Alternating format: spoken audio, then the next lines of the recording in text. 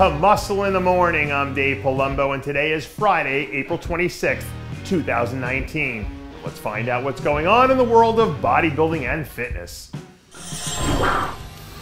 Heading into the weekend, one of the highest profile shows on the docket is the big Man Pro in Alicante, Spain. And if you still have time to call your bookie and put a last-minute bet in, the smart money would be on taking Josh Lenartowicz for the win.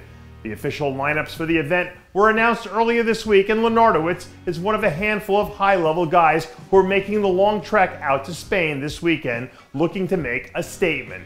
It's been a while since we've seen the world-class wrecking machine version of Josh we saw a few years ago. But hopefully now that he's knocked off some of the rust, this will be the weekend that we see the king of the gym return to his throne, because a 100% Josh Lenartowicz definitely makes bodybuilding a lot more interesting.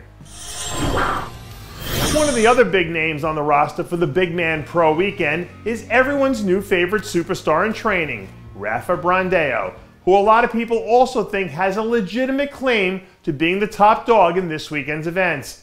After the way he's started the season so far, Rafa's turned into a fan favorite because for a lot of people, he represents the best of the old school, new school dynamic that honestly not many other bodybuilders in the open division have right now. So everything comes together at the right time. This could finally be the big moment to shine. With all of the NFL draft stuff that went on last weekend, it made me think about which athletes in the Pro League would be the first round picks if we had a fantasy football style draft to cherry pick the best talent for the next 5 years.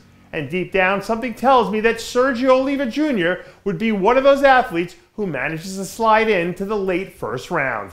A few days ago, we saw Sergio release a new clip from an arm training session on his Instagram that definitely would have boosted his draft stock about 5 to 10 spots. You know, for as much heat as he takes online, when you look at his resume over the last 2 seasons, it's hard to knock what he's been able to get done. But when you factor in the personality and the energy that he brings with him to the stage, for me, that alone makes this guy worth the price of admission. We're 9 weeks away until it's an all-out sprint. That is a direct quote from Breon Ansley about his plans for the rest of 2019. So now would be a good time to get up on your horse if you're an Olympia hopeful in this classic physique division. By and large, Breon is coming into this year's show as the prohibitive favorite to three-peat, and rightfully so, considering that he's been Mr. Untouchable for the better part of the last 2 years. Unlike most other sports, bodybuilding seems to be defined by eras, where these great champions have long stretches of dominance. But with this division being so new and not really having enough of a historical perspective to see how this whole thing plays out, for now the only thing we can do is wait and see how the next chapter unfolds.